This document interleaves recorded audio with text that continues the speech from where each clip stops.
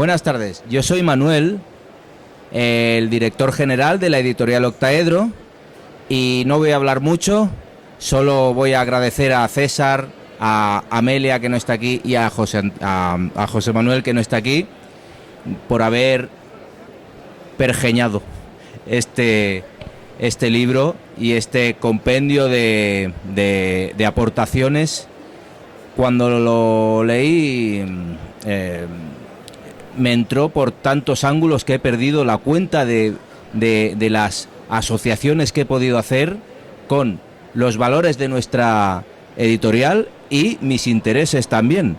En este libro se habla de medio ambiente, se habla de una sociedad mejor, se habla de neuroeducación, que es un tema que tocamos mucho, se habla de Barcelona, que yo soy de allí, se habla de tecnología, de inclusión, y toca desde todos los ángulos la idea que yo tengo sobre la universidad.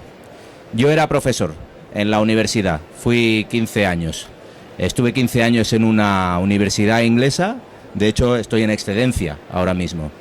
Y siempre pensé en la educación universitaria como un sitio al que uno va no a hacerse más capaz de hacer cosas para trabajar mejor y producir más, sino se va a ser una mejor persona, un mejor ciudadano y alguien que contribuya a hacer un mundo mejor. Todos estos capítulos, todos estos textos están orientados a este papel de la universidad, de no solo de capacitar a alguien para que sepa hacer cosas más, para que pueda ganar más dinero en su trabajo. No, es para ser una mejor persona y para llegar a una sociedad mejor. Así que muchas gracias, César, por haber juntado todos estos textos y todas estas aportaciones. Simplemente, a mí me ha encantado. Muchas gracias. Muchas gracias, Manuel, y sobre todo muchas gracias a Juan León, que ha tenido este gesto tan importante y tan hospitalario de albergarnos por ya, Manuel, son básicamente 8 años de trabajar con Octaedro, y en una apuesta que hemos hecho sobre una línea de trabajo de justicia social, responsabilidad socioambiental y procesos de paz, que pudimos empezar gracias al apoyo de la División de Gestión Empresarial del CUSEA y del Departamento de Recursos Humanos, de la cual tenemos aquí a la doctora Sara Robles. Vamos a dialogar un poquito sobre este libro, que ha sido una experiencia, un viaje que nos ha servido mucho para la temática y la disciplina de la armonización conceptual, que es un concepto muy interesante, una categoría social metodológica interesante de cuando científicos se ponen de acuerdo un poco sobre las categorías sociales que se movilizan en dos temas tan importantes como es la ética práctica, la ética ciudadana y la responsabilidad socioambiental. Yo quisiera primero presentar a los compañeros que nos acompañan. La doctora Sara, pues Manu, ya te presentaste, así que no voy a repetir. La doctora Sara Robles, que es la directora del Departamento de Recursos Humanos, y donde salió además el financiamiento, que es tan importante para que ocurran las cosas, ¿no? Al doctor Andrés Valdés Cepeda, secretario académico del Centro Universitario de Chapala, CUChapala, y al doctor Isaac González, que también está vinculado como profesor en la preparatoria en una preparatoria de la universidad. ¿Qué preparatoria es entonces? En la preparatoria 11 de la Universidad de Guadalajara, pero también en el Instituto Tecnológico que tiene un nombre de Jalisco, correcto. Y bueno, César Correa, profesor de la Universidad de Guadalajara en el CUSEA. Y bueno, tengo que nombrar también a la doctora Amelia Caro Beltrán, que que ha estado en diálogo y que ha puesto un importante acento en la salud mental en este viaje que hicimos, y también al doctor José Manuel, bueno, la doctora Amelia Caro Beltrán de la Universidad Autónoma de Occidente en Sinaloa, y al doctor José Manuel Ríos Ariza de la Universidad de Málaga en España. Entonces, pues yo quisiera, doctora, si usted quisiera iniciar este diálogo, y también siéntase en conversar también, porque es una tal vez más interesante hacerlo también en conversación, si quieren hacerlo, hacer los acentos que quieran. Bueno, no se asusten, se ven muchas hojas, pero no, está la letra gigante para poder ver. Muy buenas tardes, muchas gracias por estar aquí. Bueno, ciertamente, como se menciona en el prólogo, esta obra nos introduce a un diálogo diverso, complejo, enriquecedor y motivante. Sobre todo complejo, ¿eh? Las ideas que aparecen aquí son muy enriquecedoras, pero también complejas. Por cuestión de tiempo destacaré de manera muy sucinta una idea relevante de cada capítulo, aunque sin duda cada uno de ellos merece ser tratado ampliamente. Quiero destacar algo muy importante. Estas ideas son en la gran mayoría conclusiones a las que los autores llegan después de hacer un concienzudo trabajo de investigación. De inicio, Alcalá y Díaz, mis amigas, felicidades, concluyen que la asignatura de ética actúa como catalizador de una ciudadanía crítica y comprometida, con la capacidad de intervenir de forma ética en contextos complejos. Por su parte, la doctora Macías destaca que las instituciones de educación superior son los espacios de que disponemos socialmente para constituirnos como ciudades y comunidades sustentables. Borrallo y Navarro encontraron que algo que me pareció muy interesante para rescatar la relevancia de lo que hacemos. Encontraron que valores vinculados a la tradición moral y a la religión, al pasar por un proceso analítico y reflexivo propio de la educación superior universitaria, permite que estos sean reinterpretados y aplicados sin depender de dogmas absolutos. Díaz afirma que es necesario hablar de ética bajo el paradigma del aprendizaje activo, que forme profesionales críticos frente al dilema de tener que tomar decisiones éticas y al mismo tiempo cumplir las exigencias del mercado, que es algo muy importante, especialmente en lo relacionado con el medio ambiente. Siempre estamos en ese conflicto, hacer lo éticamente correcto o lo que es conveniente a nuestro sistema capitalista. Los doctores Guzmán y Lugo, también felicidades, concluyen que el curso de ética mejora eficazmente la capacidad de los estudiantes para evaluar críticamente situaciones éticamente ambiguas. Es decir, al concluirlo, valoran que los escenarios cumplan con normas universales más allá de sus consecuencias. Los autores de estos primeros capítulos coinciden en que el curso de ética, a partir del análisis, la reflexión y el aprendizaje activo, impulsa la posibilidad de que los estudiantes actúen de forma ética ante escenarios y dilemas complejos. Vamos bien, sin duda estamos haciendo bien. Ahora, Yanan y Sols apremian a poner fin al encubrimiento de los desplazamientos forzados, originados por catástrofes naturales y el cambio climático, tras lo que parece el conveniente eufemismo de migraciones internas. ¿Se dan cuenta que usamos eufemismos para casi todo? Para no llamar a las cosas por su nombre, porque pues nos asustan tal vez.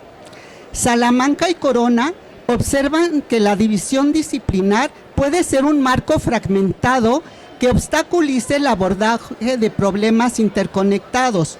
Por ello, dicen, los sistemas educativos deben integrar enfoques transversales que permitan comprender la complejidad de la crisis de habitabilidad. Esto nos alude directamente a los profesores y a las revisiones que estamos haciendo. Zárate, Márquez y Robles señalan algo inquietante, desde mi opinión. Pues ellos encontraron que aunque los estudiantes consideran la honestidad como uno de los valores más importantes y necesarios para la convivencia, piensan que es un valor muy difícil de practicar en los espacios sociales en que se desenvuelven. Por ejemplo, la universidad. Tal vez debamos preguntarnos si los docentes estamos implicados en esto. O sea, reconocemos que la honestidad es importante, pero es difícil de practicar. Ojo con eso. Fregoso, Contreras y Vizcaíno identifican que la creencia de que la economía circular afecta negativamente los estados financieros favorece el predominio del modelo de economía lineal, a pesar de que hay estudios que demuestran que estrategias de economía circular incrementan las utilidades. Qué difícil son los cambios de paradigma. Preciado y Flores afirman esperanzadoramente que comunidades indígenas, barrios y familias de América Latina, Asia y Medio Oriente ya ensayan procesos de organización colectiva para hacer frente a los grandes proyectos de desarrollo que implican despojo, ecocidio y etnocidio. Pues ojalá que la esperanza se concretice. Santana y Baer resaltan que las decisiones éticas se anclan primero en la emoción, antes que en el cálculo racional. Por ello, las pedagogías experienciales, por ejemplo, el trabajo de campo, doctor Correa, el trabajo de campo en la naturaleza y comunitario refuerzan la empatía y la resiliencia emocional, vinculando el aprendizaje cognitivo con arraigo afectivo, que es el paradigma en el que sustenta todo lo que se está haciendo. Mariscal, Guzmán y Valadez, mis amigas también, enfatizan que la formación de los profesores en diversidad y equidad es indispensable en las instituciones de educación superior para que los estudiantes, independientemente de su orientación sexual o identidad de género, puedan tener una experiencia educativa enriquecedora, equitativa y sobre todo segura. Álvarez, Caro, Correa y Correa indican que los itinerarios socioeducativos orientados a la sostenibilidad permiten la vinculación de pedagogías hospitalarias que promueven emociones políticas saludables y justas, facilitando la inclusión social mutua de todos los seres orgánicos e inorgánicos, mediante una pluralidad epistemológica, un reconocimiento social mutuo y acciones justas fundamentadas en los derechos universales. Jiménez, Rumiche y Ríos ven en las tecnologías digitales herramientas para conseguir que el profesorado, investigadores y ciudadanos colaboren y fortalezcan una de las estrategias más sólidas para fomentar el desarrollo sostenible, que es la ciencia ciudadana.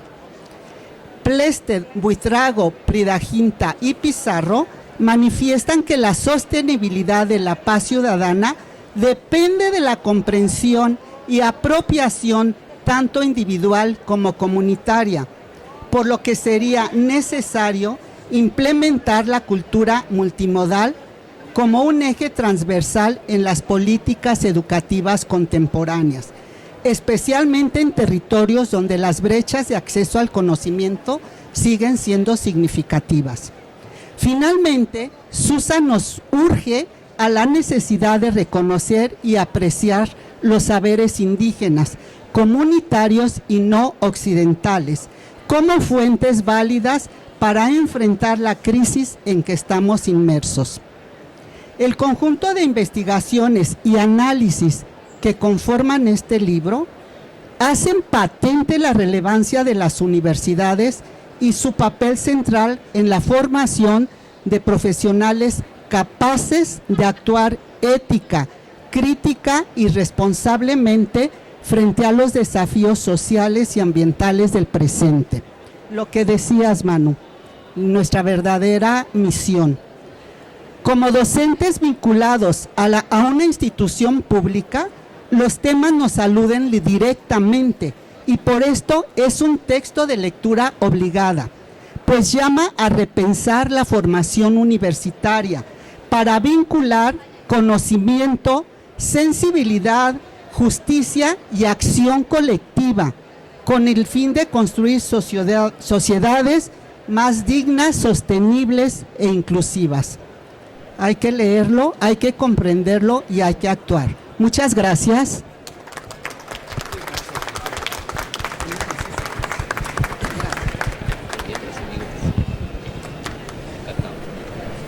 Muy buenas tardes. En primer lugar quiero agradecer su presencia y agradecer a César, a la jefa del departamento, al que me hayan invitado a hacer algunos comentarios sobre esta importante obra académica. Primero, comentar sobre la editorial, el sello editorial que sustenta este libro. La editorial Octaedro es una de las editoriales de España, de Barcelona, más reconocidas a nivel de calidad y de prestigio académico. Está en lo que es el rankings de las publicaciones reconocidas por el prestigio académico más importantes, al nivel número 1, entiendo, en el número 1, en habla hispana a nivel mundial. Entonces, el que tenga el sello editorial Octaedro es muy importante para esta publicación. En segundo lugar, quiero comentar sobre la pertinencia del tema que se trata. Estamos viviendo una crisis socioambiental, calentamiento global, deforestación, desertificación, escasez de agua útil, pérdida de diversidad. Entonces creo que la pertinencia de esta obra es muy importante en virtud de que podemos educar a las nuevas generaciones para construir esa conciencia, esa cultura ecológica de responsabilidad social y sobre todo para impulsar políticas sostenibles en el mediano y largo plazo, o sea, para las generaciones presentes como para las generaciones futuras. Quiero comentar también, bueno, que cuando leí parte, no la leí toda, parte de la obra, me llegó una inquietud. Generalmente cuando hablamos de ética, hablamos de un comportamiento ético ligado a la no corrupción, a la rendición de cuentas, a la transparencia. Pero aquí en la obra el enfoque es un tanto distinto, o sea, el comportamiento de respeto a la naturaleza. La educación ambiental forma parte de los principios éticos que todo ciudadano, todo individuo debemos de tener. Y en ese sentido creo que es una contribución importante. Yo vengo del área de las ciencias políticas. Cuando escucho ética lo ligo a corrupción, buen gobierno, transparencia, rendición de cuentas, y pocas veces lo ligaba yo a medio ambiente, a derechos de la naturaleza, y creo que es una aportación importante. Sin embargo, bueno, también la ética tiene que ver se relaciona con el cumplimiento del Estado de Derecho, con el cumplimiento de la norma. Solamente poner un ejemplo, fíjense, yo estuve un tiempo también en CUSEA, hace 6, 7 años que salí de este centro universitario, y realizamos una investigación académica para conocer si los estudiantes del CUSEA respetaban el Estado de Derecho, conocían la norma, la respetaban y la hacían respetar. Poniéndolo en términos sencillos, si en la universidad está prohibido tirar basura, yo sé que hay una norma que prohíbe tirar basura, yo no tiro basura, pero si observo que alguien está tirando basura, le llamo la atención. Bueno, les preguntamos a los estudiantes si conocían la ley orgánica de la universidad y el 91% dijo que no lo conocía, ¿sí? Si no lo conocen, difícilmente vamos a pensar que pueden respetar la normatividad. Entonces, dentro de los retos éticos que se tienen en todas las instituciones, creo yo que es válido para varias instituciones, es también el promover la cultura del respeto al Estado de Derecho. No solo de la paz, que es importante, pero también del Estado de Derecho. Y finalmente un comentario final. La formación de valores y principios éticos se da en diferentes instituciones. Uno de ellos es la familia, otra es la iglesia o las iglesias, otra es la escuela, las organizaciones sociales, empresariales y también los medios de comunicación.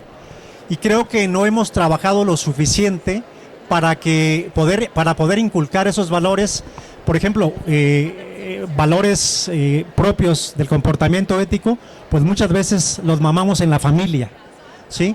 Los desarrollamos en la escuela y los practicamos muchas veces una vez que estamos trabajando. Entonces, en la medida que enfoquemos nuestros esfuerzos como sociedad para poder inculcar una nueva cultura de respeto hacia la naturaleza en las instituciones básicas de la sociedad, como es la familia, como son las religiones, como es la escuela, como son las organizaciones sociales y económicas y como son los medios de comunicación, en esa medida vamos a lograr formar una cultura distinta que respete al medio ambiente y fomente la sostenibilidad.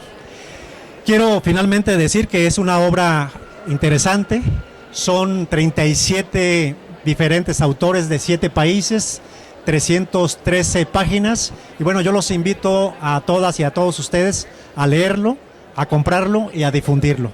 Esa es mi presentación, muchas gracias.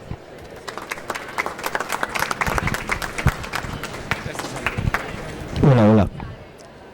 Bueno, complementando un poco lo que ya los doctores acaban de mencionar, yo voy a tratar de ser un poquito poético en el sentido más estricto de la palabra, porque es como lo que más me gusta y lo que entendí, sobre todo por tener un recibimiento de ese paisaje que se dice en la introducción del libro sobre Tagore, que es uno de los escritores que a mí desde pequeño me gustaron. Mi abuelo me lo mostró y junto con Khalil Gibran fueron de los que me explotaron la mente para imaginarme en esos mundos posibles. Y quisiera empezar con esta frase precisamente de Galeano, que en los 90 pensaba en estas utopías, ¿no?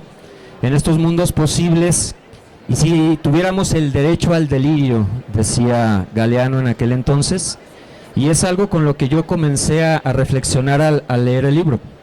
El derecho al delirio de tener un futuro distinto, un futuro diferente, un futuro más allá de ese caos que ahora conocemos. Imaginarnos de una manera distinta o reimaginarnos de una forma distinta, fuera de lo académico, quizá más allá, sino entrando hacia lo humano, ¿no? Repensar el sentido de lo humano como lo propio y el sentido de lo ético, como decía el doctor Cepeda, más allá del condicionante institucional, sino un sentido de la apropiación de lo humano y lo natural. El Abya Yalá, dicen las tribus de América, ¿no? Encontrarnos o reencontrarnos con la tierra, encontrarnos con lo que es propio de nosotros. Somos entes naturales y por ende ese ente natural necesita apropiarse de la tierra, ¿no? Y al leer los textos te das cuenta que hay diferencias en cuanto a la manera en que podemos observar estas múltiples realidades, sobre todo en los diferentes contextos que podemos encontrar en ellos. Cada uno de los contextos nos lleva a pensar un poquito sobre nuestro condicionante como humanos, nuestro condicionante como seres pensantes, nuestro condicionante como seres éticos, políticos, culturales y sociales. En todo este mundo que pareciese que es un poquito más económico, el homo economicus se vuelve un homus ecologicus, ¿no? Y todos necesitamos poner un poquito de nuestra parte para ello. Las universidades son una entidad que funciona como eje central, se supone, para enseñarnos este comportamiento que supuestamente debemos de tener todas y todos.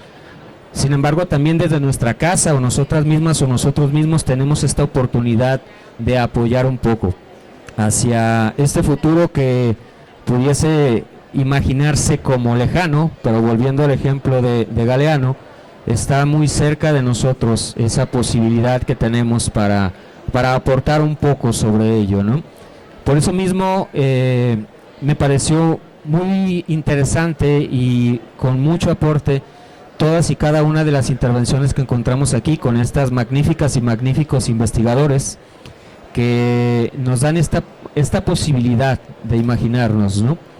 y de trabajar un poco y de ver visiones distintas sobre cómo podemos trabajar, sobre todo nosotros que estamos en universidades. Yo creo que tenemos esa gran responsabilidad, o que somos padres o madres de familia, tenemos esta gran responsabilidad ante este futuro que nos está llegando. Por eso mismo les invito, y les invito también, al igual que los doctores acaban de mencionar, a leerlo. Es una gran oportunidad que tenemos para ver este trabajo que se está realizando, sobre todo con este proyecto tan bonito que encabeza el doctor Correa, que en el tiempo que llevo participando cada vez me motivo más a seguir expandiendo. Yo que trabajo con comunidades, me doy cuenta que las comunidades también tienen una visión diferente a la que tenemos nosotros en la ciudad. Entonces, aquí está el libro, espero que vengan por él y que vengan por los autógrafos de las y los autores también, ahorita al final. Muchas gracias. Muchas gracias. Esta foto que hemos tomado fue cuando nos encontramos, recordará usted, doctora, este espacio que nos otorgó el CUSEA, y que era un espacio absolutamente árido, con prácticamente 2 o 3 grados mayor a lo que se podía sentir en el centro universitario, y lo transformamos en un jardín de paz, convivencia y sostenibilidad, donde los estudiantes de ética profesional, los empezamos a llevar y a construir. Vale, y a construir un espacio donde pudieran desarrollar seis proyectos comunitarios.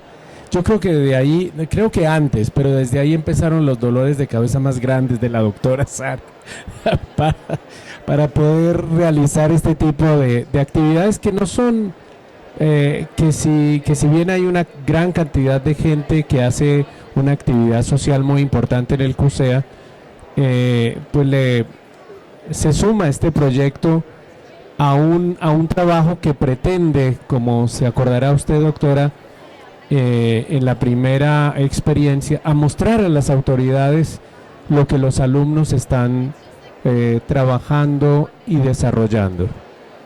Pero creo que lo más importante de haber reunido como todos estos autores fue haber en esta obra y en las que siguen, porque esta es una obra umbral, yo creo, que nos ha permitido, aquí hay varios, pues están casi toda la clase de los martes que vinieron un poco obligados, con lista y todo.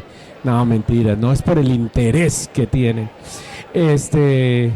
Pero verlos al final hacer en los cortes ya del final de la clase, después del coloquio internacional que hicimos entre el Museo Joven, museo nuevo en la ciudad y que está vinculado al Estadio Akron, y la librería Julio Cortázar dentro de la biblioteca Juan José Arreola, la biblioteca del Estado. Fue muy interesante ver cómo todos los estudiantes cerramos con un taller de pintura con un pintor muy famoso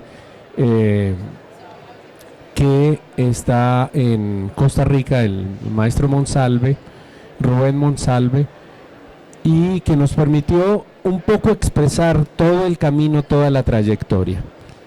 Yo creo que este intento de reunir a estos 37 investigadores muestra también sus experiencias, y ustedes van a encontrar en la mitad, es un poco una rayuela, ¿no? Para que sepan, pues, llena de sorpresas, ¿no? Porque en la mitad está como el fundamento de lo que se ve en la primera y en la última parte.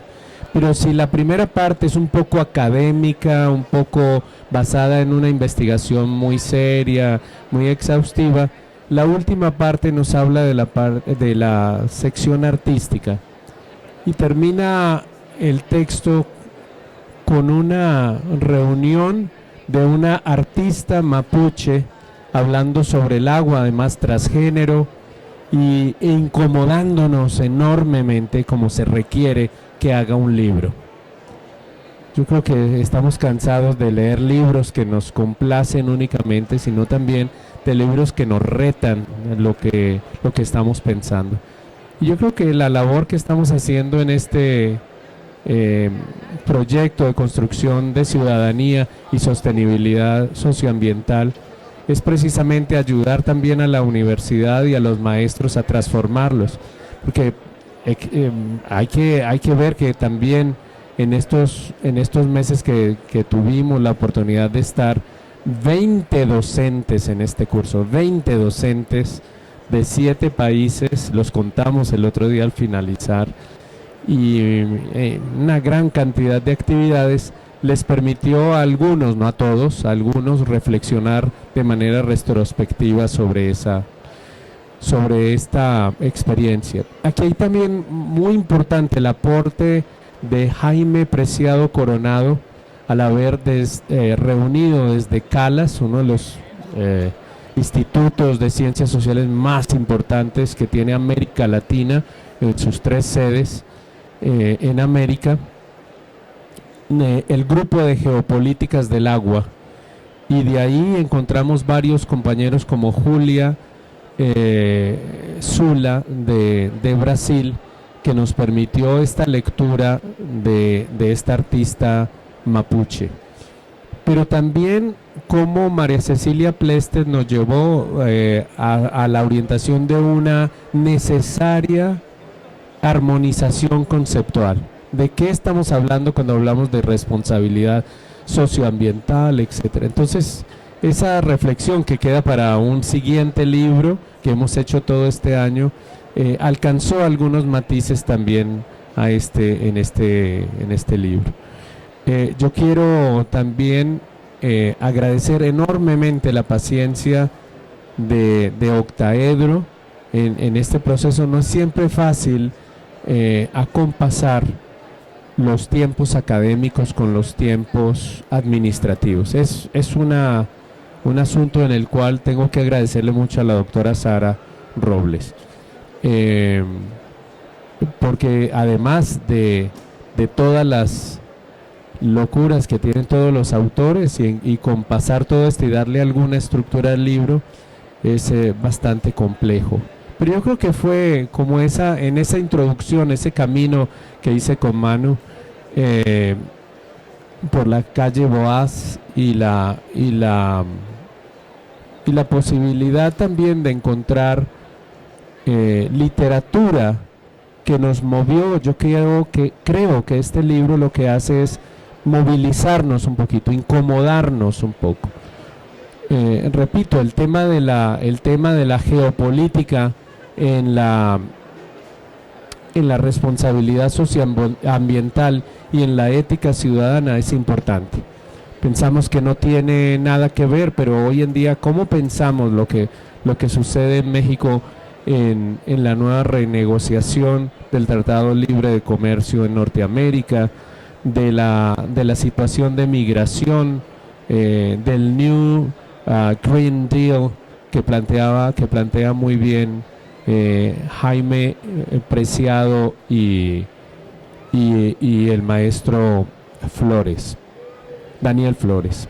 Entonces creo que los invitamos como a leer el libro en desorden, a saltarse capítulos, a regresar a ellos y sobre todo con una mirada que tiene el libro también testimonial y que combina varios acercamientos metodológicos que sirven mucho para pensar la ética de una manera epistémica, una manera transdisciplinar y una manera compleja. A mí me parece que el esfuerzo que hace el doctor Leo Guzmán sobre acercar esta comunidad norteamericana y canadiense, porque he trabajado con dos también, nos muestra una posibilidad de dialogar en otros idiomas y en otras formas de vista en otras formas de ver la ética aplicada. Creo que, doctora, tenemos ahí una tarea muy importante con esta materia, de bajarla de los discursos anecdóticos y de acercar a los alumnos a un testimonio de vida, de construcción,